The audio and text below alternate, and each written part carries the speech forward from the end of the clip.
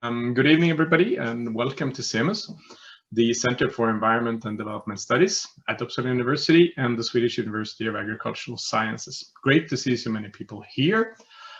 You can write your country or your name if you click up in the three dots, I think, in your name profile, in your box. And my name is Daniel Mosberg, and I work as lead coordinator for CEMUS Forum and Outreach, and I'm also work as an educational coordinator at CEMUS. This event is being recorded, and it will also be published later on YouTube, and it's also on Facebook Live.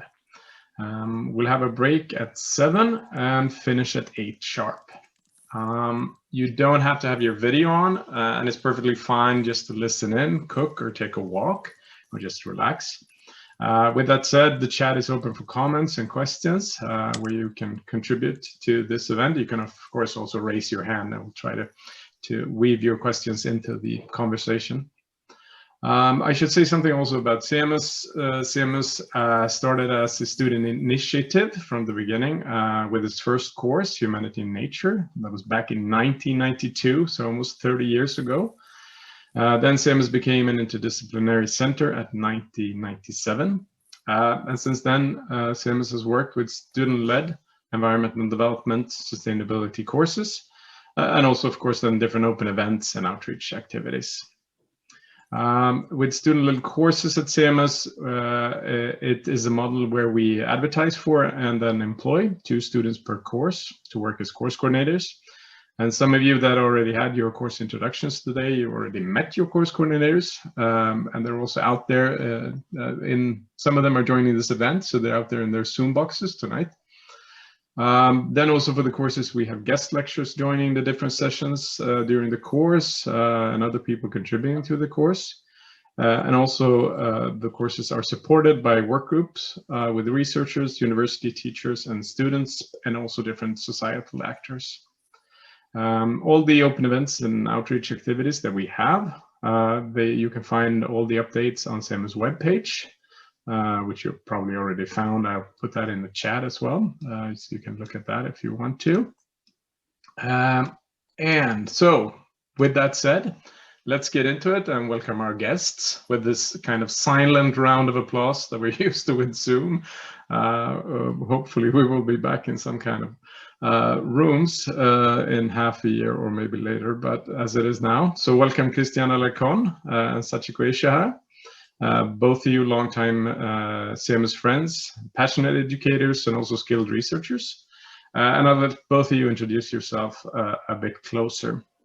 So Cristian, with no further ado, we kind of decided upon a 5-minute introduction per person, where you introduce yourself and your work. But also we have a question in that introduction as well that was formulated from one of the courses running now during the spring. And the question, if you can weave that into or just answer it straight off, in what way did your first steps into academia help to inspire and shape your future professions? So try to mix that into it, and I'll hand over to you, Cristian. Thank you very much, Daniel. It's really great to be here. Even when we complain a lot about Zoom nowadays, it's still a good thing that we can use and take advantage of this for this kind of interactions. It's great to see people in different places, and I hope we can have a very good discussion today. So I am originally from Chile, and I am currently a researcher in the Division of Rural Development at SLU, the Swedish University of Agricultural Sciences.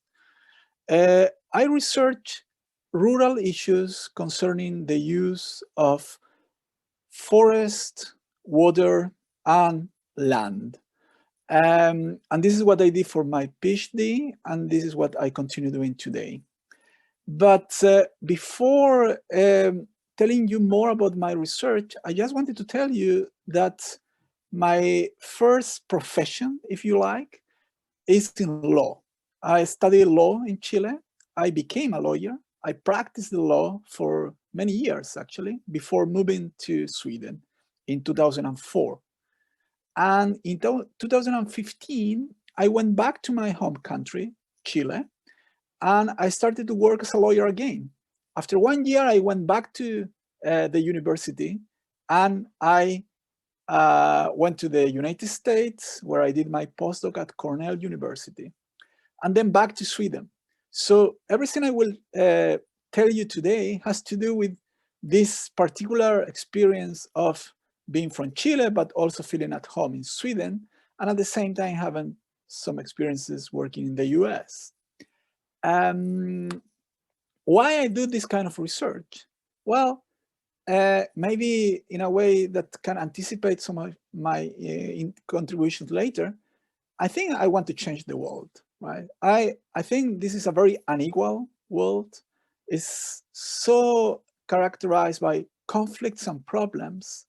And I really believe, as I guess many of you really believe, that we have an enormous environmental challenge. And it's not just because we are seeing the media almost every day reporting us about new research, new conflicts, disasters in so many parts of the world. It's not only because of that, it is because I think we are seeing this in our own lives, right?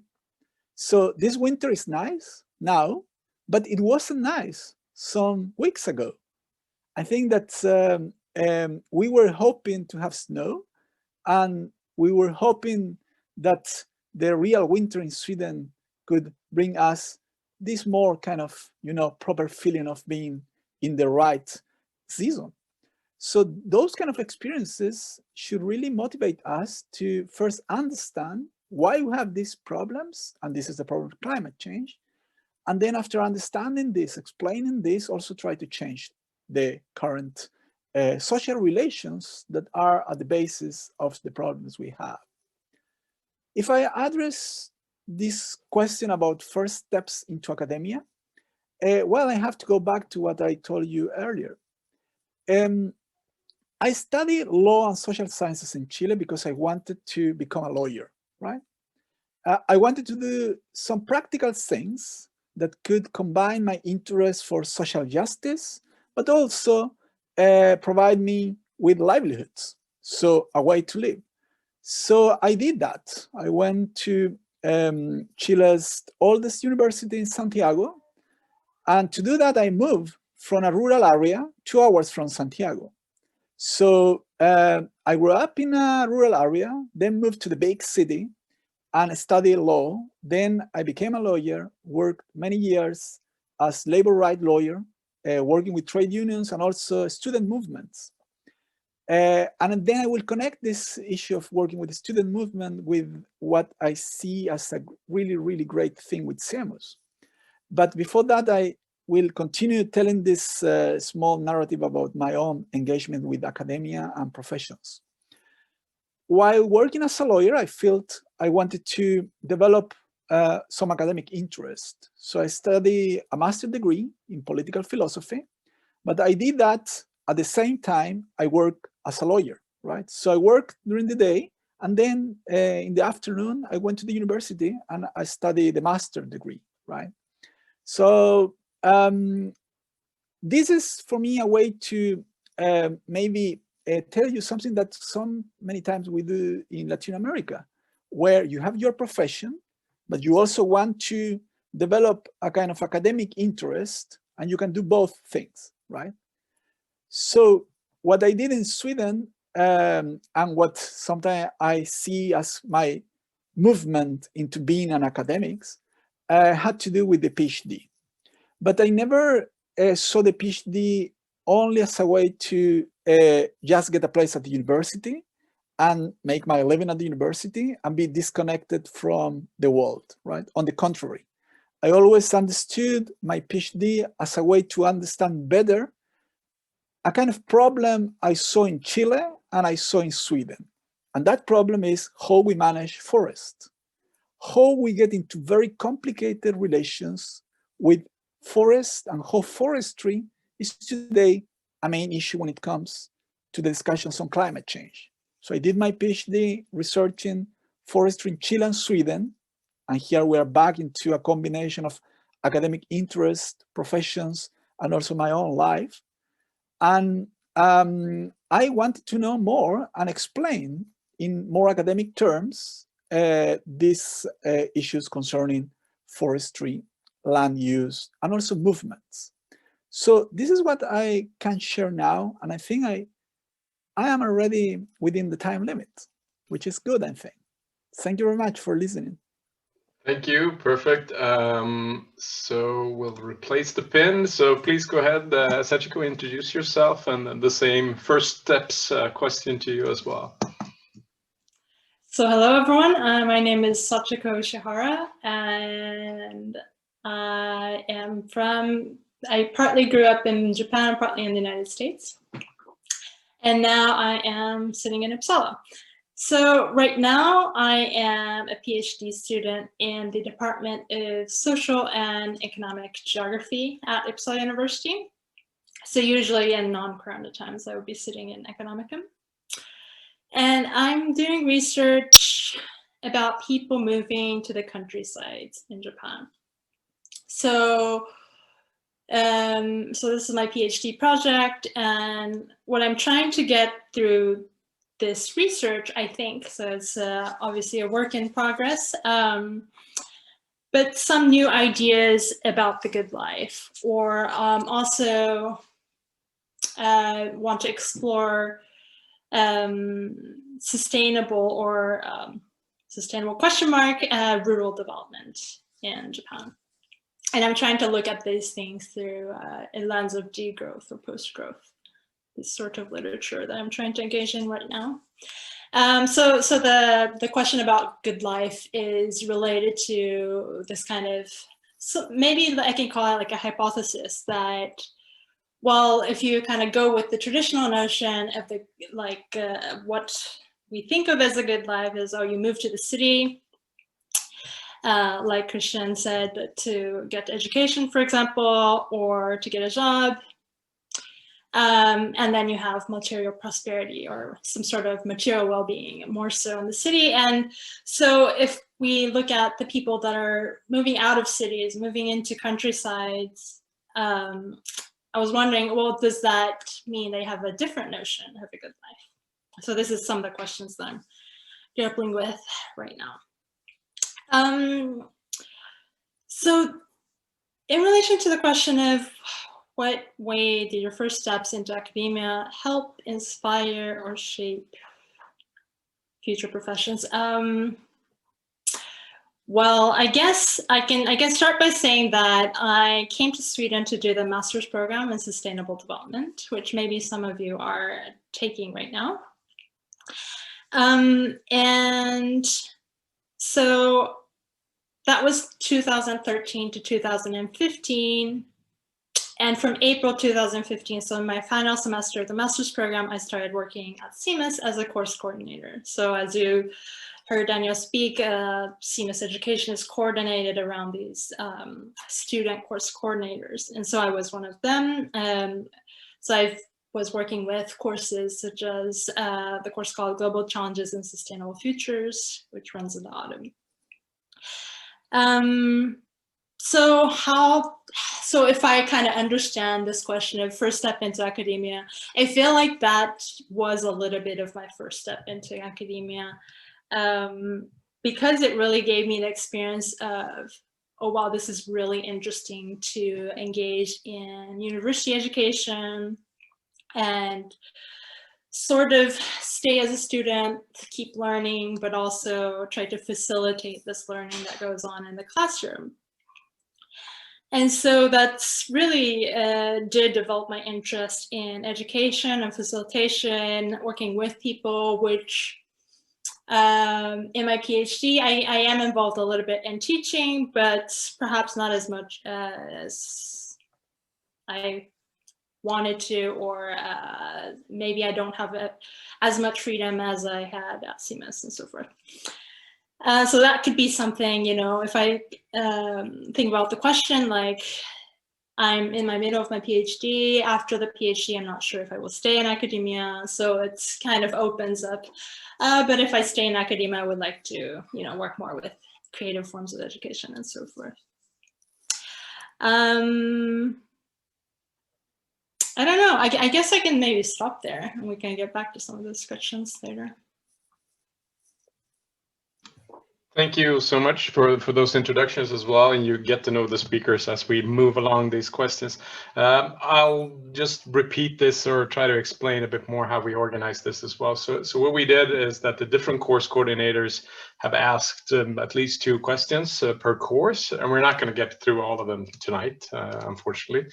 But as you see in all of this as well, the questions we'll get into will be meaningful even if you're not taking that specific course. And there's also like a meaningful overlap and coming back to certain key questions in all of CEMUS courses. And if you've taken several CEMUS courses, you will recognize this. But I think maybe that's a key part of sustainability as well. You have to return to certain questions again and again, and not having absolute answers to those questions. So we'll start with you, Sachiko, on this question, and this is connected to the Actors and Strategies course. And the question is, what role do you think imagination plays in strategies for change? And I also added on Friday, sustainability studies and work, because it is also bigger than just strategies for change. So please go ahead. Right, this is a really exciting question, I think. So I think there's a lot of different ways you can tackle this question, but I can start with saying that I think that imagination is really important. So I kind of wanted, the first thing I thought about when I heard this question was this quote, which is, I'll just read it out. "It's easier to imagine the end of the world than the end of capitalism."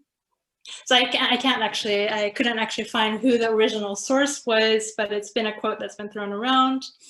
And I could kind of relate to this, right? Like in a lot of movies, you see the end of the world kind of scenario play out.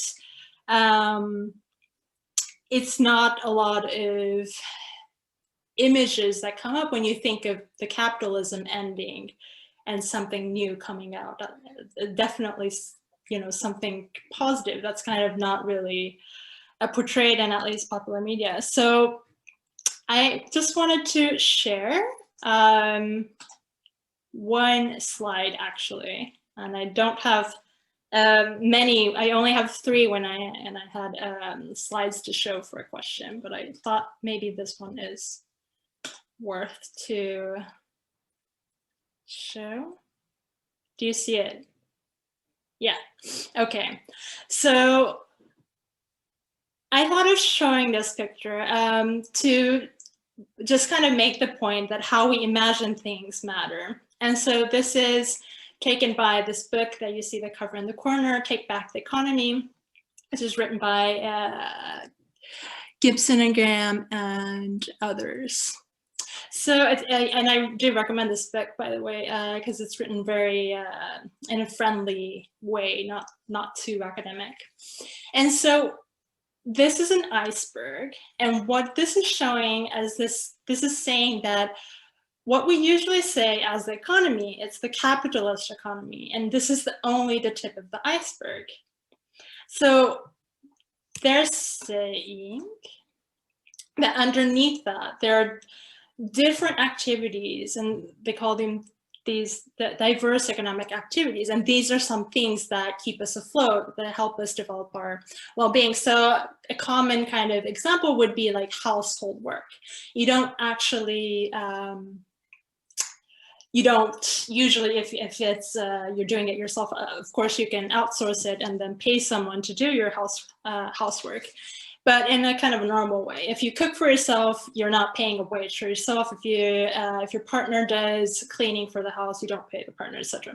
So this is, you know, this is not part of an economy that we usually measure, such as in the GDP, the gross domestic product. But there are all these different types of activities that we're doing. You might be volunteering, you might be helping a friend. Let's see if I can see that this is the unpaid work that I just talked about with the household work. And all these kind of activities that we don't usually think of as important economic activities. So the point that they're making is that, okay, once we actually include in our idea of what an economy actually is, including this whole picture, then we actually start to think about how we can intervene into this, much more than just thinking about this tip of the iceberg. So the book kind of goes into the different ways to actually make this happen. And, you know, that's why the book is called Take Back the Economy. But I found this to be really powerful because studying sustainability, you kind of come up to this question quite often, like, can we have sustainability within the capitalistic system? So it's a very tough question, and I'm just going to pose that question so I don't have to answer it by myself. But I think their approach is quite powerful because they say that alternatives to capitalism are already existing. We're just not looking at it. So by kind of studying and focusing on these activities, we help them make them more real. We understand these processes better, and so we can also strategize based on these. For example, if we just think about like clothes swaps, so just maybe more concrete example. If we organize a clothes swap, we're just kind of giving each other clothes that we don't need. Maybe we don't even take anything from that. But it's for example, that could lead to, you know, creating a community or just meeting new people that you haven't met before. So these kind of things, when you start looking into them, it might open up other strategies that we haven't thought about if we're just focusing on the capitalist, the tip of the iceberg. So that was kind of a long way of saying that. So it was kind of one way of saying that, okay, I think imagination matters because it's how we understand things. How we imagine is basically what we imagine to be is possible. So I think it's really has a lot of potential to expand the horizon of what we think is possible in this context of sustainability. Thank you. And Cristian, I think we'll continue with the next question. And then if you want to bake imagination into this, or if you have something you really want to add, we'll do that as well. I'll move you around here. So the question to you, Cristian, also on the theme of actors and strategies in that course is, what is your favorite theory of change? You worked extensively with this, both as an academic and a researcher, but also in your personal experience. And then also the question continues, in your opinion, how are we change agents in our everyday lives and the relationship between effective, meaningful, and symbolic actions? And that's the last part that I added as well, because there's a difference there as well. So please go ahead. Thank you very much. So thank you, Sachiko, to give such a wonderful background for what I can add to this discussion. So, for me to think and try to understand change is a fundamental part of my research. And I wouldn't say that maybe the terms to address this question is to say a theory of change, but I prefer to say theorizing change is the verb, right? The process of trying to understand change and also engaging in discussions that are theoretical and also empirical discussions about what is change, what can be the drivers of change. And within this context, the theoretical sources I always visit are those connected to the work of Marx and others, and authors in the Latin American context.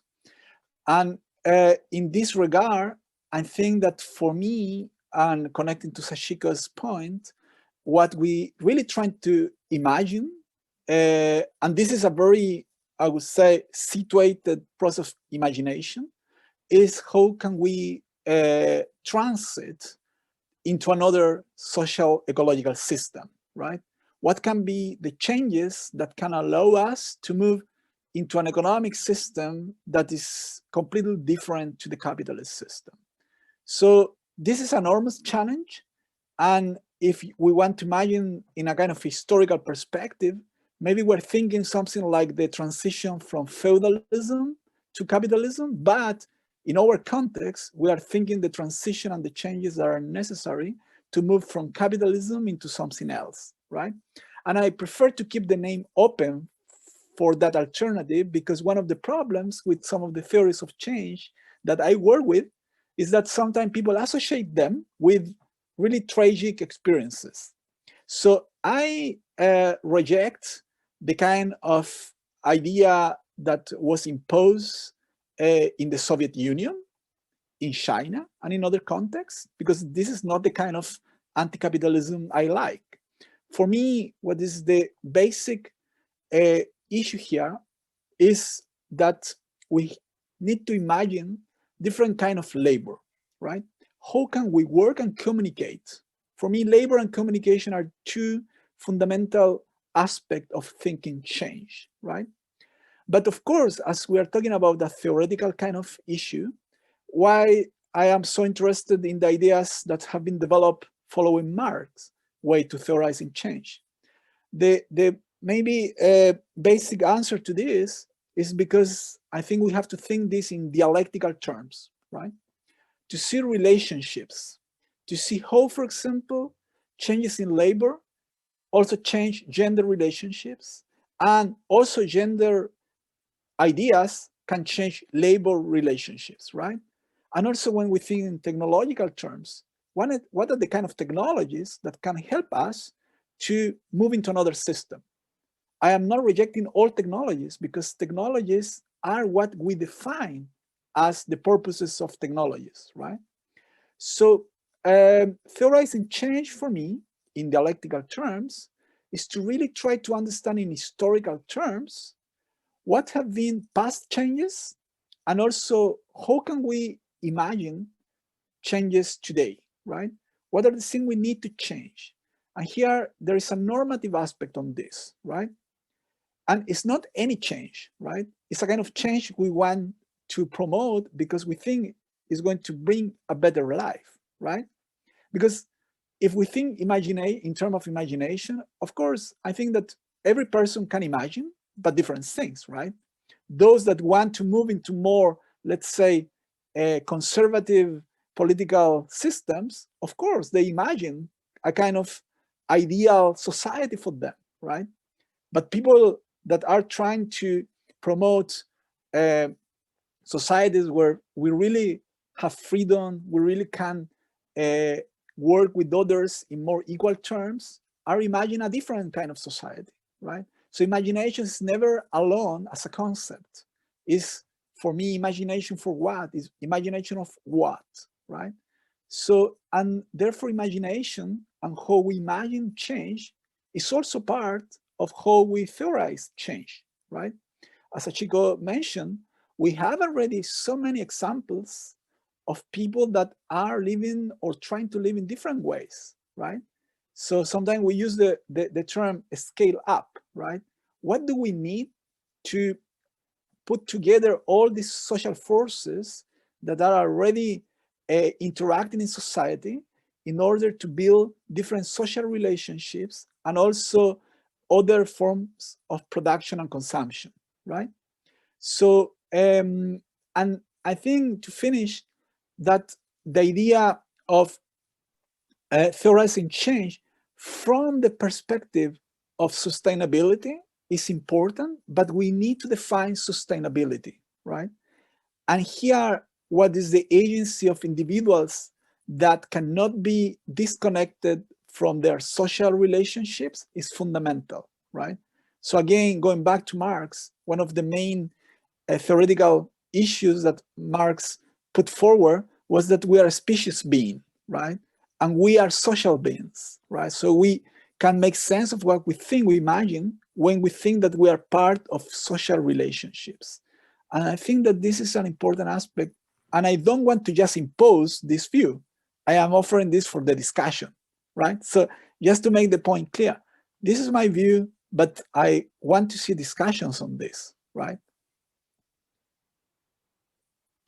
All right, thank you, Cristian.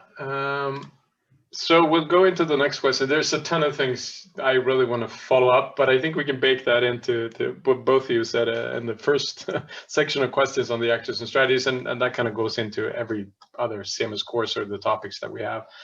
But we'll switch over to the technology future of humanity, Teknik, Makt, Mänsklighetens framtid, the Swedish course. And there's two questions there, and we're starting with you, Sachiko, in all of this.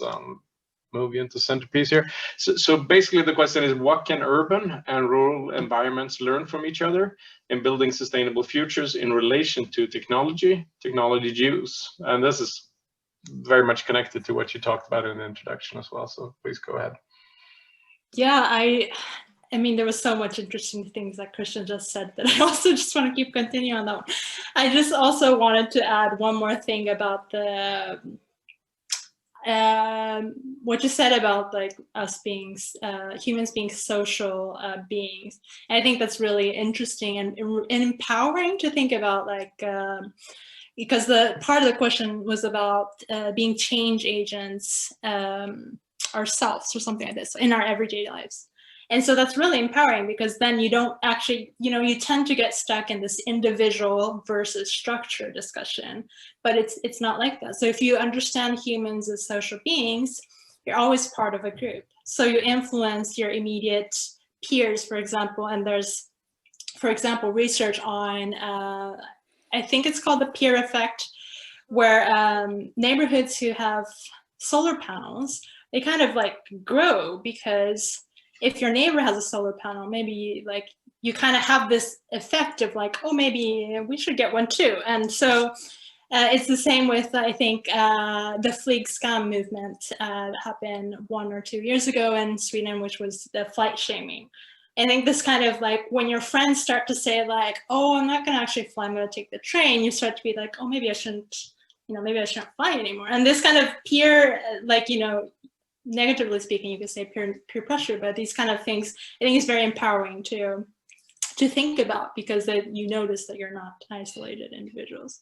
Sorry, so Daniel, I ignored your your pose to move on, but then I can now move on into the next question, which is also an interesting question about what can rural and urban environments learn from each other, especially in relation to technology. And so here I intentionally wanted to not think about technology as something futuristic, or not necessarily like automation or Google Home, smart cities, these kind of fancy new technology, because I think that new technologies tend to require new resources or other resources or more resources. So I want to kind of tackle this from what Schumacher might call a technology with a human face. So it's kind of moderate level, or I think he's intermediate level or something like that. So human scale. So it doesn't have to be this science fiction technology. And so I think we tend to think of the urban as the model to everything. So I kind of wanted to change that around and say, what can rural environments, what can urban environments learn from rural environments? And one concrete example that I was thinking about in Japan is this sort of, there's a buzz around renovating old vacant houses in this countryside. And I think this is really interesting. It's not necessarily the case that you need this kind of new advanced technology to do this, but it's rather sort of techniques and technologies to preserve what you already have. So the idea of what can we do with things that we already have in this specific place, rather than wanting what Tokyo has and wanting what New York has, because that has no end. And I think this is especially interesting because in the context of Japan, houses are also not built to last long. And I haven't figured out exactly why, but usually say in an urban modern housing, they last like 30 to 40 years, which in a European context is very, very short. To kind of renovate so that these houses last long and you can reuse, and these, perhaps these traditional houses are built in ways that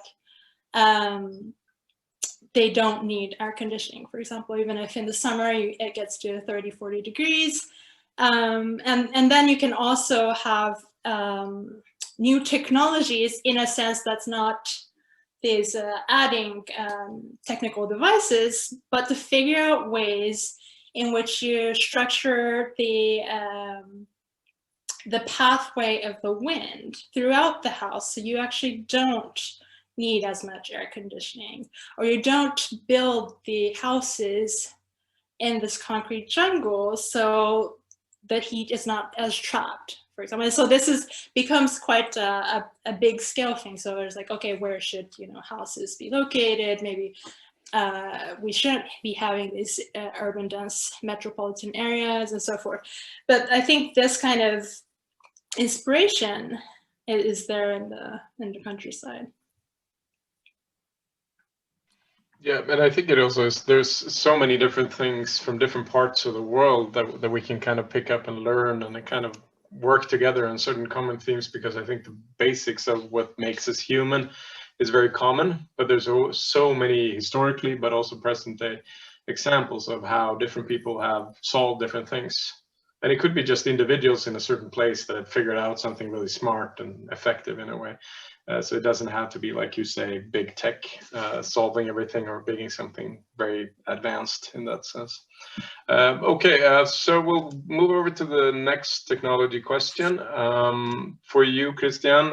And this question, yeah, it's getting harder and harder. But so the question is, what is an unexpected example of technology influencing divides between genders, urban, rural, or perhaps global divides? Perhaps something recent and something positive. So go ahead. Yeah, well, it's a very interesting question, but also difficult to answer. I would like to maybe define some terms for this discussion. First, I really think that we have to understand why technologies are produced, right? Recently, I am researching the issue of technology, digitalization, and robots in agriculture and forestry, right? And depending on the context, many of these technologies are invented to reduce labor, right? Use, right? But on the other hand, we are seeing the population issues in the countryside, and then we are asking what kind of jobs can be found in the countryside, right? You have increases of productivity in agriculture and labor because you bring more and more machinery, more and more technology, you use less and less labor, right? And that is very problematic because first we have the energy issue, because as Sachiko say, most of these new technologies, they use a lot of energy. Some of them maybe they don't use as they used to, but still we always need to think, what are the energy footprints of these technologies, right? So the question is a political question then. What are the social processes that can be changed in order to really define the kind of technologies we want to have and use from a combined social and environmental analysis, right? But we know that today, most of the technologies are decided through market mechanisms, right? So you have incentives, so you have interest in order to produce new technologies, and then you have the incentives, right? And that is something I think we need to really reconsider, right? We want to see more people working in agriculture and forestry, then we need to reconsider the kind of technologies we're using there, right? Then, of course, some other technologies are really great tools, for example, for gender issues, right? If you have issues sometime that maybe can be not solved, but can be rethought by bringing more technologies, that could be a good thing, right? But I'm not proposing a simple answer to this question. I am just saying maybe we need another way to define how we create technologies. And I am emphasizing here how we create technologies, because we are always part of the process of creating technologies, right? Because we use them, or maybe we give the reasons for these technologies to be used and produced, right? So that is something I want to discuss more. To finish, there is an aspect of this question that has to do with the urban and rural divide that I think we also need to think in terms of it's not possible to divide the urban and rural areas. These are interconnected, right? And one of the very interesting things we see, for example, with urban agriculture is this permanent effort to really rethink the city and the towns and to bring the rural dynamics or activities into the cities, right? I am researching water in 3 different contexts that really show how important is to think the connection between urban and rural areas. One is New York City, another is Santiago, and the other is Uppsala. 3 different cities with really different dynamic and even social relationships. But one common issue is that they need water that is extracted in rural areas, right? So now in Uppsala, people sometimes don't know that the water is extracted far away in the countryside. So the water from the countryside is in Uppsala, and in that process, Uppsala is in the countryside, right? So these are things we need to think, and also in that relationship, there is a lot of technology, right? So of course we want to live in Uppsala. Probably we will decide, of course, we need some technologies to deal with our water, but that is because we are thinking this is a common issue, right? So connecting to what Sachiko said earlier, I really like the idea of commoning, right? So how we make things in common, right? And also how many of these things sometimes we take for granted are things that we maybe need to think in a process of commoning, right? Making them common, using them in common, and also deciding upon them in common, right? Communication is about making things in common, right? Many nice political ideas are based on the idea of commons, right? Technology should also be something we think in common and also decide in common terms. All right, thank you. We have a couple of minutes until 7. Maybe we can eat into the break and move that slightly forward since we have so many questions. And I think this kind of ties into all the different things we've touched on as well. So basically, the question is, if I just read it, in what ways may our theory and practice be constrained by sustainability in quotation marks? Is it time to move beyond sustainability, or can we make it the most fruitful space to organize around? And let's bring in both of you, and we'll maybe have a bit of a shorter answer from both of you, because this is also, we talk about sometimes in certain courses, we get into like defining sustainability, or we try to define climate change leadership or other concepts, sustainable design, which asks this question. But how are your general feelings around sustainability as a concept, and how useful is it then basically in research or education that you work with? Maybe we can start with you, Sachiko, with more of a common short answers to that. Sure. I mean, it's a really good question, and in my own research, I haven't dealt with this question yet. I need to do it next, I know. I think it is quite useful to think about what is it that we're trying to sustain. And I think it's quite common that we're trying, like the kind of mainstream discourse is trying to sustain economic growth, or some sort of notion of the economy, as I said earlier, most likely this tip of the iceberg capitalist economy. So I find it useful to think about that. What is it that we're trying to sustain? And I don't agree that we should be sustaining economic growth, but it should rather be about living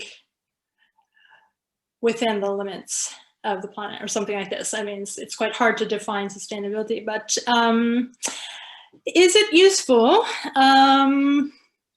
I don't know. I think it's still useful. I find it sometimes not useful to keep inventing new terms, which is a lot of academics like to do.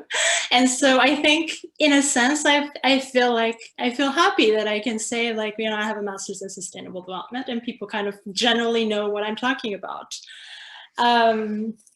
Although I do think we might need to move beyond this idea of consensus around what it means and what we want it to mean. And I'm thinking, you know, having that be in the way. I think we can try to be sharper and what we actually mean. Okay, so if we generally have this idea of sustainability, okay, concretely, what does this mean? And this would imply this kind of action. And this is where the conflict is going to happen. And I think we can't really avoid conflicts in working with sustainability. So I think we're not going to be able to always be win-win. And I think we need to start from there, because a lot of people do not want to start from there. So that's kind of my unfinished thought. Yeah, Cristian? Well, because of my way of working theoretically, all concepts need to be defined. And with sustainability, I see so often that it's a taken for granted concept, right? So people think we really agree in what sustainability means, and that is not the case.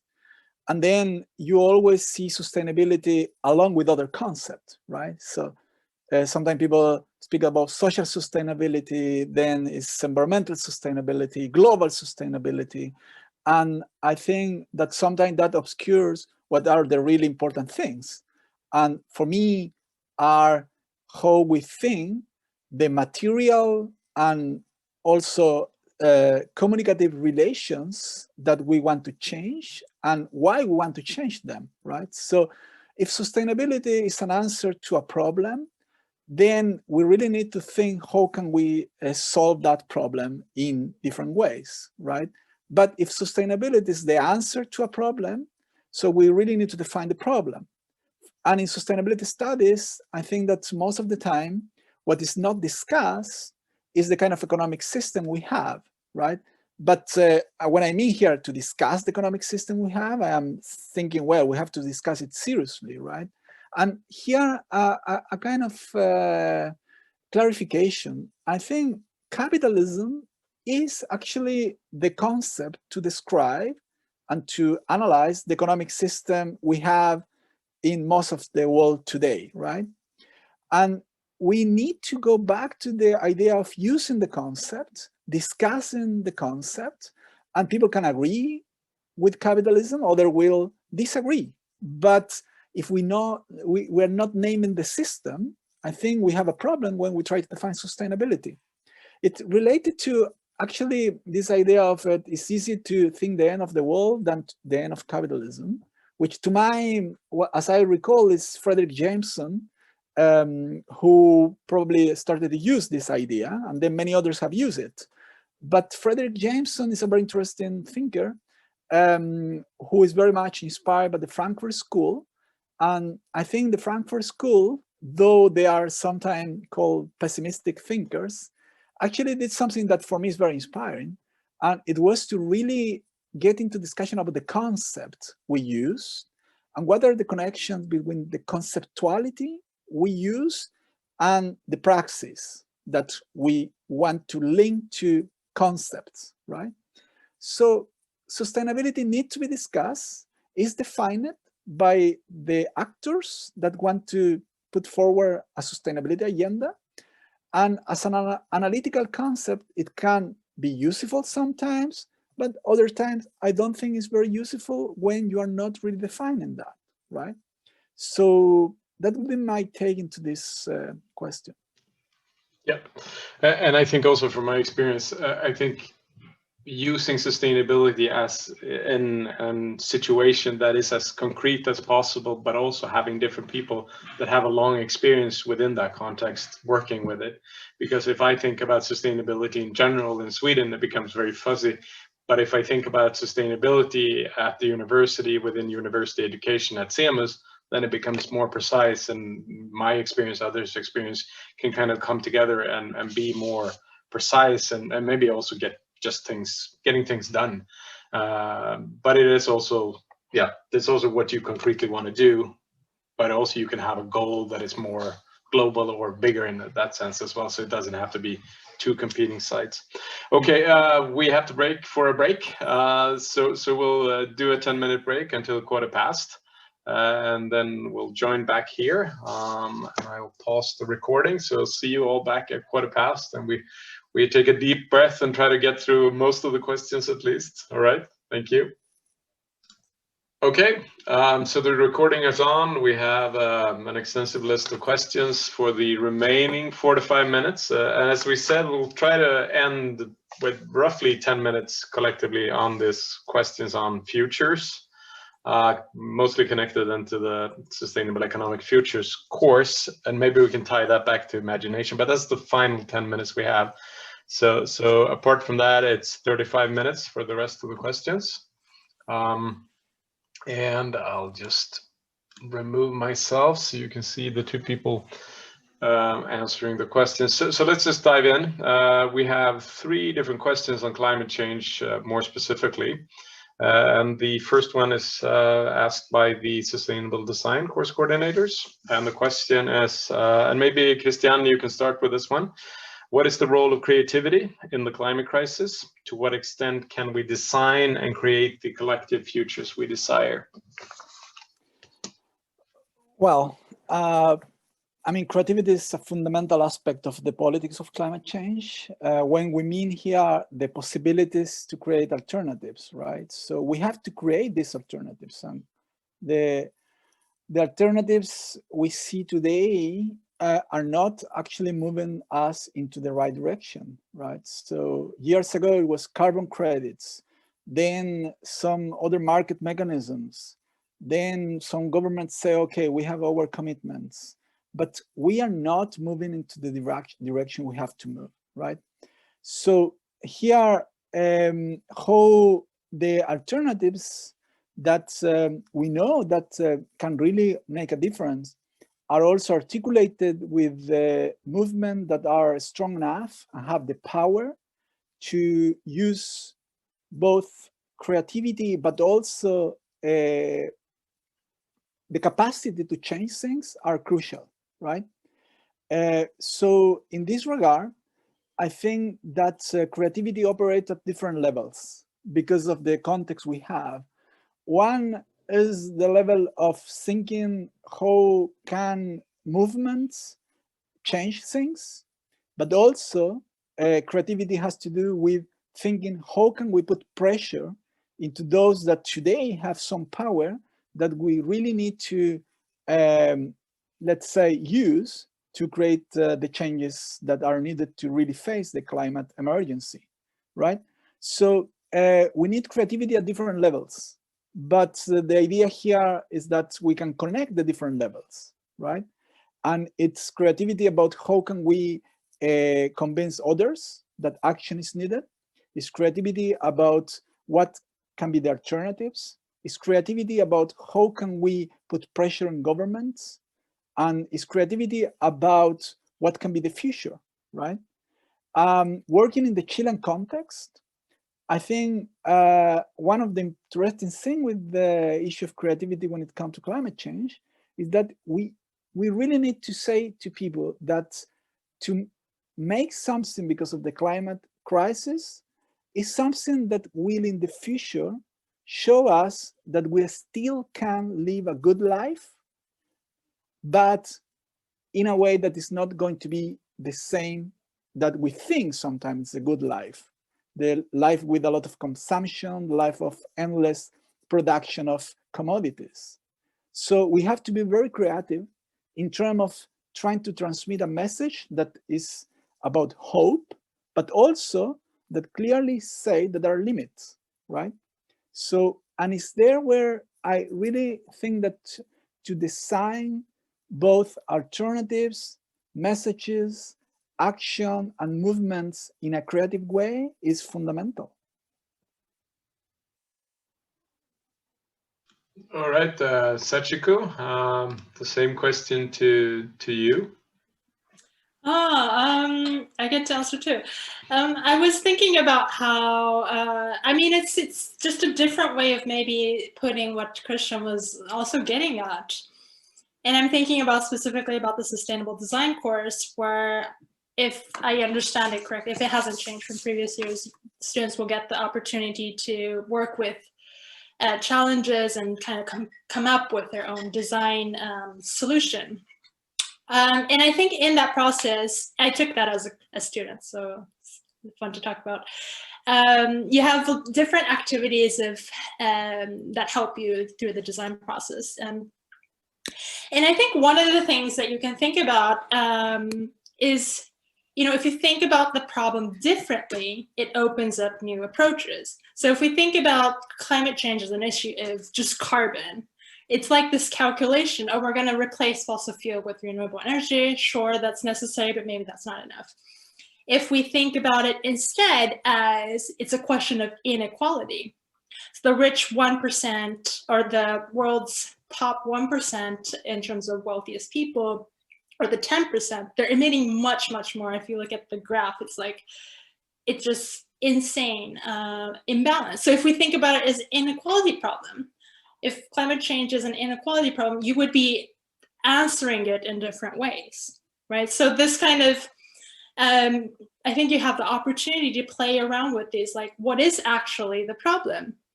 And that could help open up creative new alternatives, I think. Thank you. And there's a lot of things to unpack in this question. We shouldn't get stuck on it, but I think also creativity in many ways is to kind of question your own thinking in a way.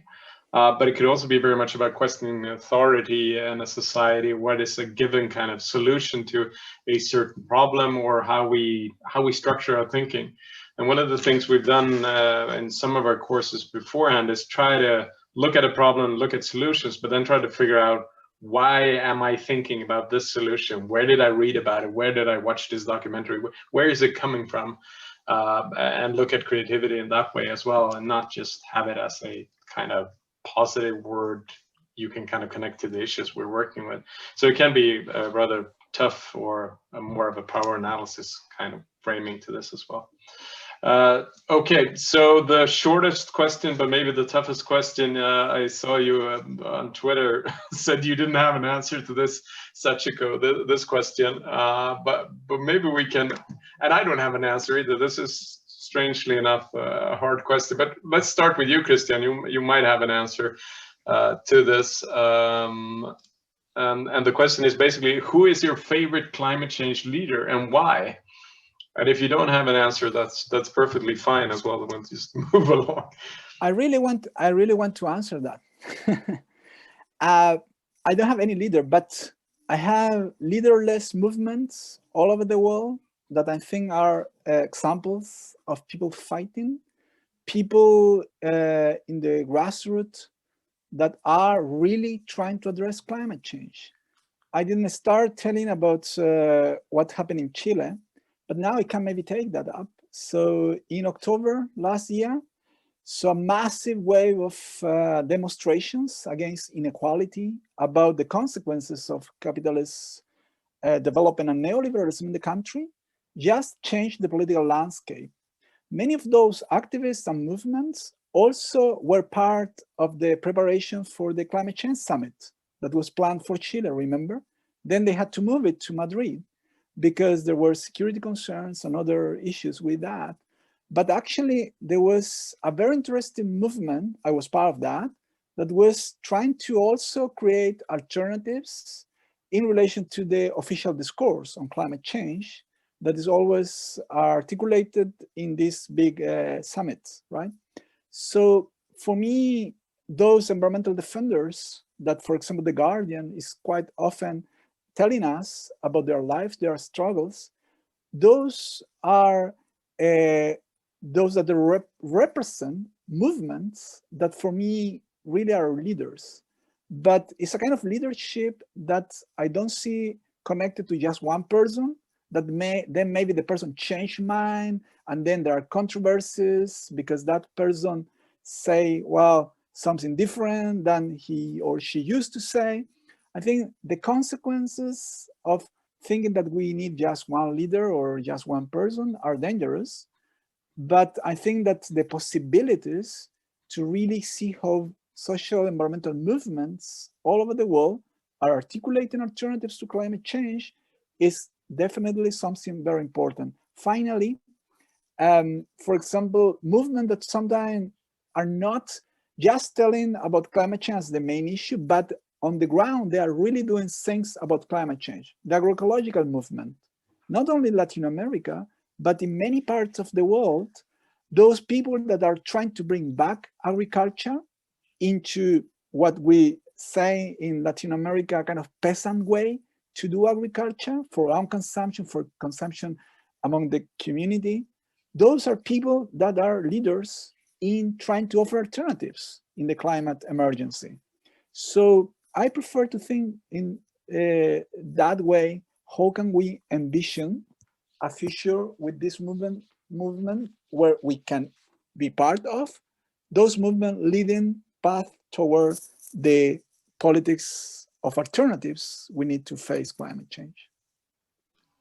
Thank you. Sachiko, do you want to? Yeah, I can. I seriously thought about this because this was the question that I didn't have an answer to for a long time.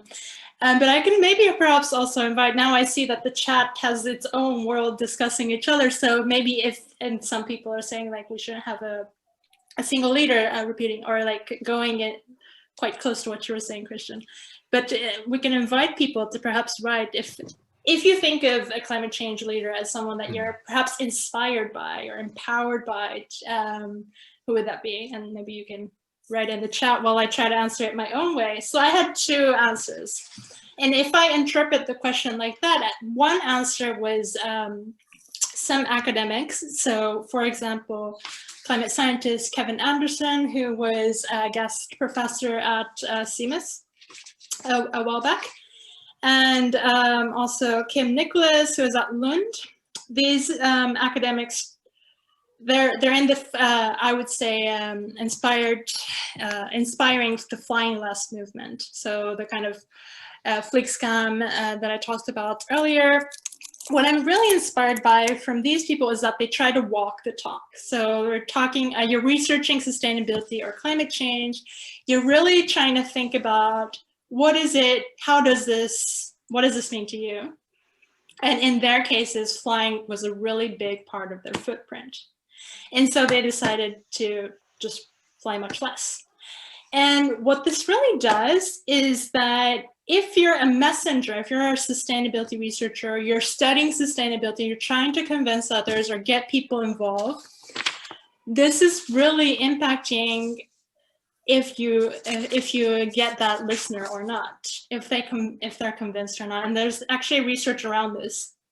So when you're talking about sustainability, people tend to see you as a role model. So that's very interesting too for me, and it was very inspiring for me to try to think about how I am perceived when I do lectures about sustainability. I try to talk about, even if I'm not perfect, obviously, I try to talk about my emotional struggles, or like my, for example, how I don't know, I try to explore more vegan recipes, for example. Like it becomes more personal. The other climate leader that I thought about, those of you who are living in Uppsala or new to Uppsala, the past year there's been a struggle around the forest in Eriksberg, especially on the forest of Blodstenskogen. And I was very inspired by this because there's people that built a tree house and so occupied the forest. And that really attracted a lot of media attention. And so there's, you know, a media debate about this forest being cut down or planned to be cut down for houses. And of course, there's a housing crisis also in Uppsala. So it's a very tricky question, but in the end, there was a court decision that the municipality had not done a proper environmental impact assessment. So they kind of turned around the decision, the planning. But I think this was really interesting, a way that, okay, the activists did something, but then the neighborhood around this Eriksberg really supported this. And then this kind of media debate going on. I thought it was an inspiring example of how we can create such societal debate. And in this case, things happen, so. Thank you. Maybe that question wasn't the hardest. We'll see what we get into later. So I think the other climate change question, we'll move that to the end and try to weave that into the futures aspect. So the next question is from the master's course in sustainable development, we start with you, Cristian. In your recent paper, Contemporary Land Questions in Sweden, Sweden Democrats' Rural Development Agenda, what is a critical consideration that students should make when conducting such an analysis in their own research? Well, I mean, just to tell a little bit about that paper, is a paper published in Sociologia Ruralis, an academic paper that is quite important in rural studies. And there was a special call for papers on the issue of far-right populism, right? And what I wanted to do was to discuss in more analytical terms, what are populist discourses and how can we distinguish them from popular discourses, right? Because in many parts of the world, popular movements are something very different than a populist movement. So we have to clarify concepts if we want to make analysis, and analysis then can lead us to certain new ideas of what is to be done. And I think I just wanted to understand how a political party in Sweden, that for me is a far-right party, tried to approach rural people and try to, I would say, take advantage of something I call the land question in Sweden, right? Non-party is today just operating in a vacuum, right? So parties offer answers to problems. That happens in Sweden with this party. And this party has clear messages to people in the countryside. Sometimes it's about property rights, and that is done because they say that environmentalists are affecting the property rights of the landowners. Other times it's about immigrants because they say well, the immigrants are taking a lot of benefits and maybe those benefits should be used in the countryside, right?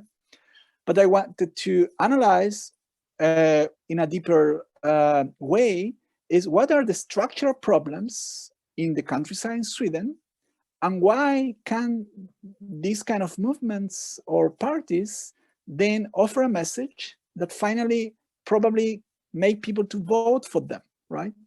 So it's an analytical paper, and therefore I want to maybe emphasize that I think that many times when we research, we really need to think what kind of analysis can allow us to understand better these sustainability connected problems, right? Because this is an environmental issue too, because it has to do with how this party create an environmental discourse, right? So environmental discourses are not only what the so-called good environmental movement do, right? So environmental discourses are also what companies do, what this party does, and other actors are doing all the time. So in many ways, the idea here is that we analyze discourses in a way that can recognize that this analysis can allow us to better understand more structural problems, and in this context, understand better what are the rural politics that are being evolving today that are part of the discussion. Look at the Dagens Nyheter today. So it's a forced conflict. So it's a headline now, right? So we need to discuss those things. And my message is that, of course, I mean, this party has a message for that. We have to understand and analyze that if we really want to understand better what can be an alternative in the Swedish countryside. That is my main point here, because I also interview people that are working with more inclusive rural development. And here we go back to the question of jobs in the countryside, jobs in agriculture, jobs in forestry. But if we are bringing more and more technology and machinery, we are not creating new jobs. Immigrants, it's very difficult for them to get a job in agriculture. Of course, some simple jobs, yes, but more permanent jobs, right? To become a farmer in Sweden, it's a big investment. And then you are going to need a lot of machinery because agriculture has changed and it needs more and more machinery. So these are things I want to discuss. So I don't want to close the discussion. So these are things for the discussion. All right, and there's a follow-up question in the chat, the one before the latest comment here. And the question, the follow-up question is basically, what role does the academy play, or maybe research play, in a world where the most substantiative work on sustainability issues is being done and happening at the grassroots level? Farmers, community organizers, mutual aid activists, that is humans with muddy boots on the ground. So you want to try to answer that as well, Cristian? Do you agree or not agree? Can you just repeat the question, because I kind of got a little bit lost? It's the second last here from Ryan. But so it's in the chat. It's in the chat, yeah. It's not the questions we prepared. So it's an important follow-up. Yeah. The academy playing a world where and this is a very important question, because academy, if we understand academy as the universities, are divided. So I don't think universities are a compact thing, right? So you have people with different ideas in universities. Sometimes we attribute a role to universities, but I think within universities are more contestation, right? I mean, at Uppsala University and SLU, people have different views on the sustainability issue, if you like. So what is interesting for me, and I wrote a paper on this, are the possibilities for engaged academics to also engage with movements, right? And there's a term for this action research, right? Or participatory research. And that is something I really would like to see more here in Sweden. I see it a lot in other contexts, but here I think we have so many possibilities to do this, right? So we are in Uppsala, but outside Uppsala, we have a countryside full with possibilities for people that want to do research and at the same time contribute to change, right? I have done interviews with farmers, and sometimes farmers really don't think that they get a kind of good interaction with universities, right? So why not to start thinking the role of the two universities in relation to the countryside, but from the point of view of this more critical engagement with problems, with the idea of action research, and also with the idea of trying to bring about change, right? One area where I think there is a lot to do when it comes to this connection is with the question of integration, right? So we discuss a lot about immigration, about the issues we have, the problems with discrimination, but I think the universities should be better at dealing with that, right? So the engagement I see, and I hope we can develop together, is an a more integral engagement, right? It's not just one issue engagement. It has to do with thinking all the connections that are brought together when we think in terms of sustainability questions, and to politicize more the universities. I have no problem to discuss politics at the university, but for that, I think we need good arenas to do this in the way we are doing it here. Therefore, I think CEMUS has such a relevant role because it's high quality kind of discussion that CEMUS can put forward, but at the same time, it opens the possibilities for a politicization of these topics, right? So that would be my answer to that question. Thank you, Christian. So let's continue with you, Sachiko, for the next. I'll read the whole question. So Sachiko, in your master's thesis from this very program, the program in sustainable development, you focused on the Future Sessions workshop in Japan and their role in promoting deliberative democratic processes. What role did you see discourse playing in the unfolding of the workshop between different actors' vision of the future? So a long, precise question. You can rephrase any part of it if you want to. Right. So yeah, very simply put, in my master's thesis, I participated and observed and did some interviews in these kind of workshops in Japan where they had a participatory workshop where they had different thematic focuses, but all with the focus on futures. And I was looking into what kind of visions they would come up with and a little bit about this process. So one thing, I mean, it's now been 5 years since I did the master's thesis. And one thing that I just kind of quickly thought about was how, you know, discourses are just what's important. Just put simply, what's important is kind of different in different contexts, right? And this seems obvious, but what I come to think about then is in the workshop, and this was just a theme that was set by the organizers, and the theme was resilience.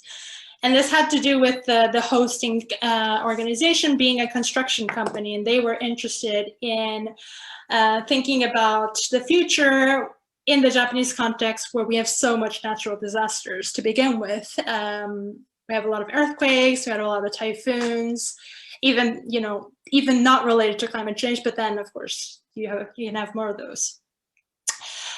So this concept of resilience and natural disasters and the kind of more really closeness that people feel about this. So this is back in 2015 when I did the thesis, and 2011 we had that big earthquake and tsunami in March. So it's very fresh in people's memories, and it's still quite fresh, of course, in the impacted areas. And it just really made me think when I came back to Sweden that it's just very different because of the nature of Sweden not really having earthquakes. You don't have typhoons, and this kind of the kind of given context is just very different. So in a sense, I think that could create new discussions, which I don't think it actually did. The kind of connecting between the intensification of these natural disasters, or for example, these bigger storms. We have a lot of them now, actually, very sadly. But the connection isn't really made that it's coming from climate change often in the kind of popular mind. And I think this is kind of just thinking about discourses. It's just a discourse that's not mobilized, I guess. It's not really connected. People know that climate change exists and people know that these are natural disasters are intensifying, but that connection is not, you know, it's not made.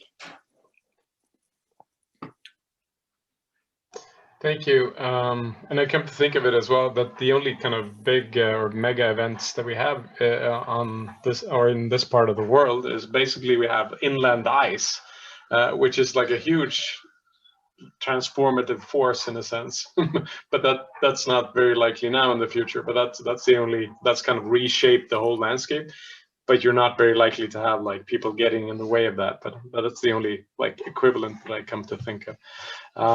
Okay, so let's move on. We're good on time, I think. We have to deal with this big future section at the end of all of this and see if we can tie things together. But we talked about theory, imagination, and different parts, and we have one question here on, and I'll try to build it out a bit. How important is it to reflect upon your own life philosophy in relation to sustainable development? And maybe, and this is from the life philosophy course starting later this semester, but maybe we can build on this also in thinking about reflection. I mean, you can divide it up in your own reflection, but also reflection together with others, which we try to create in our courses at CEMUS. So it's not only theoretical work or writing assignments and other things, but actually thinking and reflecting together with others. And life philosophy in this context, I would say, like how to live your life in this world today, or being human on this planet now, kind of as a vague definition of that. So maybe continuing with you, Sachiko, and both in your, like, your maybe leaning to more towards the personal, but also maybe in your research and other things you do, how important is reflection, and then how do you see the connection then between this life philosophy and sustainable development? Yeah, okay, here I actually did have a quote that I wanted to share. So I'm just going to quickly do that. And some of you who have been studying sustainable development for a while will be like, I know this already. And I just wanted to show the definition of sustainable development, which is commonly cited from the Brundtland report from 1987. And so I just wanted to go back to it. So what is sustainable development? In this definition, they say development is sustainable to ensure that it meets the needs of the present without compromising the ability of future generations to meet their own needs.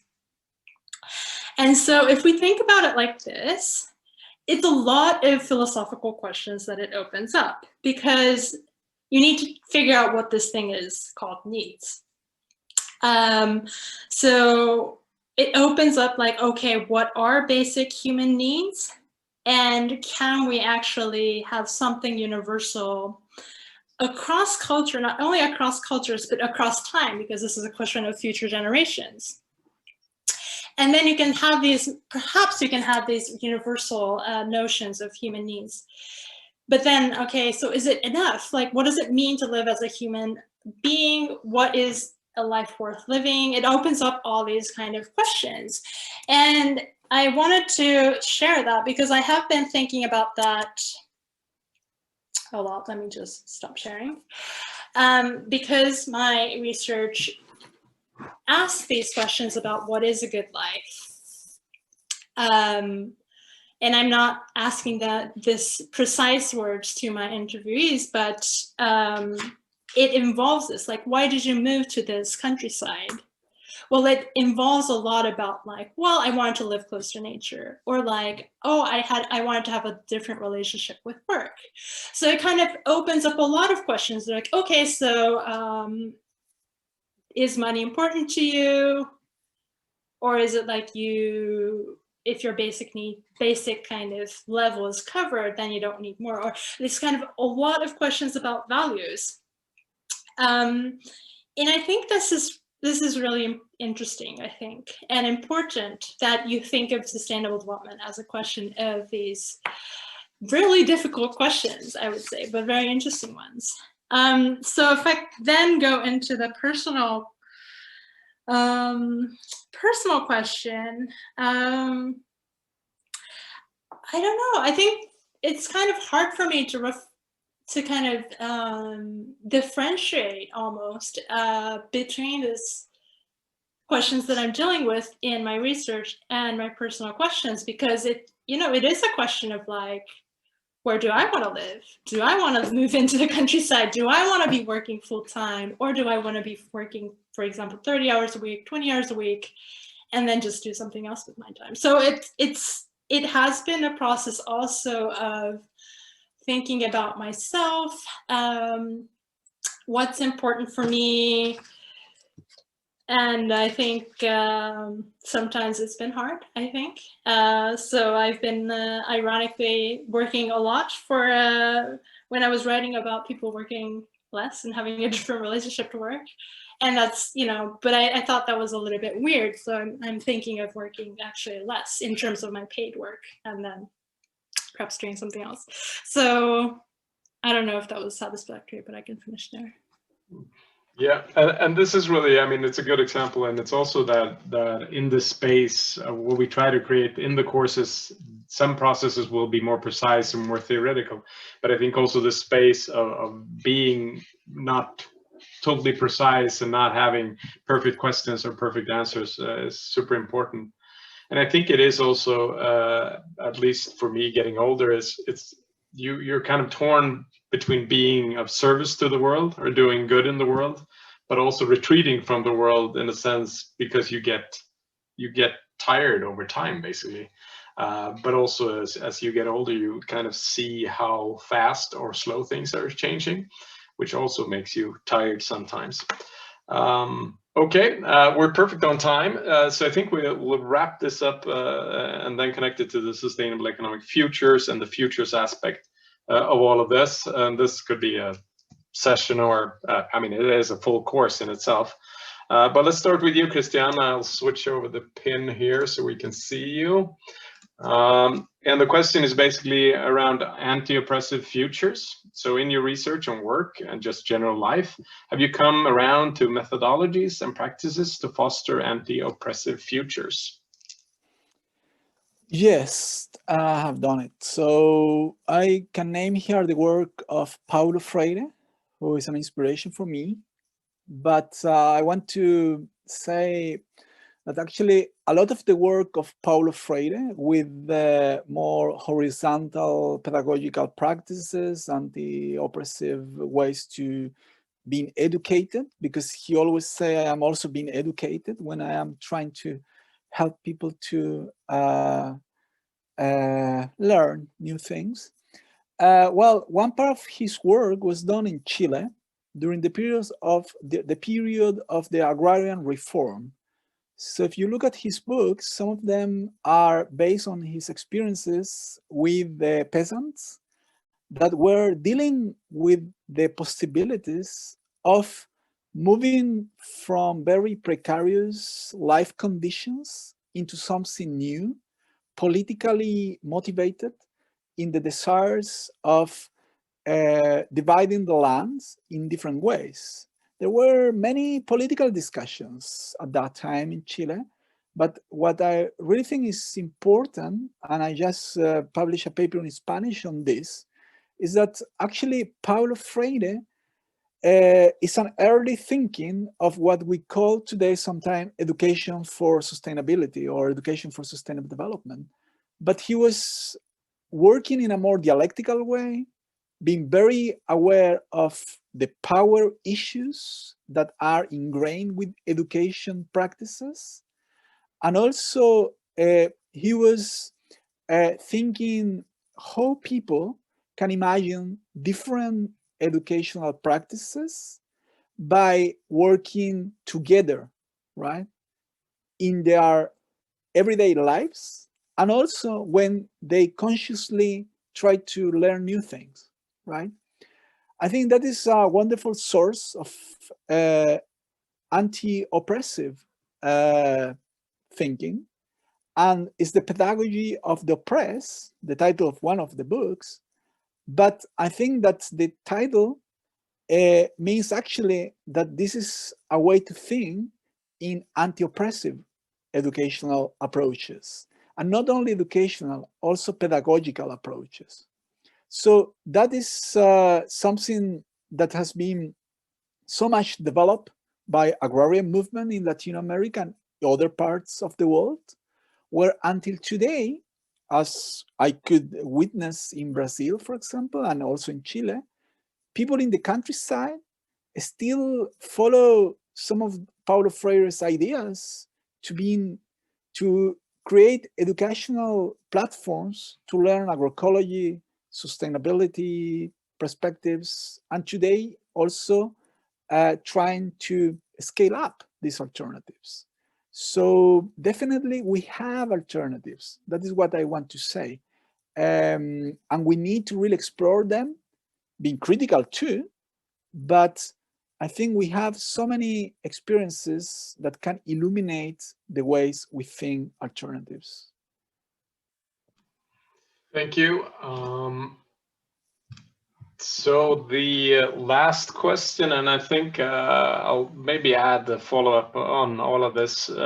So the last question a combination of two questions, actually. So what does the future hold? Thoughts and visions of doom, hope, resilience, and transformation. But also we have a saved question from earlier.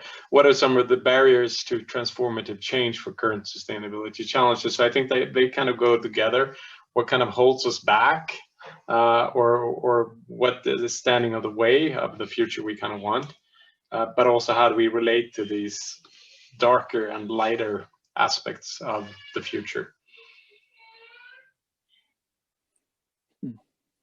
So Sachiko, you want to start that? Yeah, those are two big questions. Yeah, well, maybe, so I had kind of a different take on the barriers for transformative change, but I can just start there anyway. So I just had to choose one thing, because you can have a whole panel about, or you can have a whole course about barriers for transformative change. But I think you will actually, those of you who are taking the CEMUS courses this semester, you'll probably come back to this throughout the semester. If I were to choose one thing, I think the attachment to GDP growth, or these kind of economic either indicators, but also kind of material prosperity is a big barrier. And this connects with that there's certain ideas of development in society that's driving, yeah, it's the driving change in society, I guess. Or again, I come back to this question of, if you think about that in your personal levels, there are certain ideas of what you want in life, or what you expect, or what you feel that you're entitled to. And these are, I think, more of the kind of deeper questions, I think, that are, you need to address them if we're gonna go for some sort of transformative change. And then moving into the second question about what does the future hold. I'm not gonna try to answer that as in like, what do I think the future will hold? I mean, I'm pretty, sometimes just studying sustainability is really kind of, not like a party pooper, but it's really like, it's pretty depressing. You just learn a lot about what's going wrong. And so I kind of wanted to talk about how, how to keep hope in this. And I want to refer to a researcher called Maria Oyala. This is at Uppsala University, a psychologist. And she has this term called constructive hope. And based on her research, people that hold this constructive hope have tend to hold pro-environmental behavior. So the constructive hope is in opposition to this kind of blind optimism, or like you don't believe in climate change, that's why you have hope, kind of this kind of more denial-based hope. But this other one, this constructive hope, she identifies like 3 sources of this, and one is positive, what she calls positive reappraisal. It's kind of like positive thinking. You kind of accept that there is a threat, but then you change the perspective and you try to deal with the situation constructively. So that's one way of gaining constructive hope. The second thing is trust in other actors, so that you're not alone. You don't have to solve this big problem of sustainability alone. And this is really important, and I kind of also wanted to raise this at the beginning of the semester, because even though it's in this virtual setting, you will meet your classmates, and I think this is a source of hope. You're not alone in this, you're learning together, you can try to connect, support each other through this process. And the third part is the belief that normal people together can make a difference. It's quite fundamental. It's like, if you don't believe this, obviously, it's quite hard to keep this constructive hope. But so I wanted to just leave you with these 3 things that I try to go back to this when I feel have a stronger version of this climate anxiety. and to focus on things that I'm already doing or what other people are already doing. Another coping strategy I have is, I hinted it earlier, but to look for plant-based local recipes. For Swedish speakers, I recommend this TV program on SVT Play, Den gröne slaktaren, which means the green butcher. It's a fun show where you're trying to cook more with plant-based products. So yeah, I hope everyone has a nice semester ahead. All right, thank you, Sachiko. Christian, do you have like a 30-second end point? Basically, what do you want to send the students off with, or the people listening in?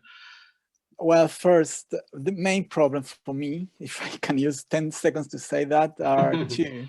Is the ideology of capitalist growth and capital accumulation, and in connection to that, the materiality of class societies, where there are classes and there are people that belong to classes that don't want to see changes. So that is what I think is a very important political issue. But there is hope, because if you read social history and history from below, you will discover that actually the workers many times were early Greens, right? People fought for forest, fought for agriculture, fought for the right to use nature. So we have, I think, good examples in the history of human people that have been fighting to get a better life that should be an inspiration today. And finally, I think we really need to map all the alternatives that we have all over the world, because if we have that capacity, that is a collective capacity, I am sure we can imagine another world that is emerging from this chaos and this really disaster that we are seeing today. So that is a task we can take. CEMUS can play a role, and we can play a role on that, and we need to do it together. So that will be my main message. All right. Thank you so much, Christian, and thank you, Sachiko, and thanks everybody listening in and hanging on the whole evening. I failed. We're on 1 minute past 8, but so thanks everybody. I'll turn this off, and I wish you all a really good semester, and really use the space to think and be and act differently, and really enjoy the time you have here at CEMUS. Thanks, everybody. No problem to write emails if you want to continue discussions. So please do that. If I mention something is interesting for you, and I think maybe Sachiko did too, we can send the references. We continue discussion together. Yeah, and there's a bunch of interesting things in the chat as well. I try to add some events and things that connect to this as well, and other people have done and added really interesting things. So thank you, everybody, and have a good evening, and enjoy the semester.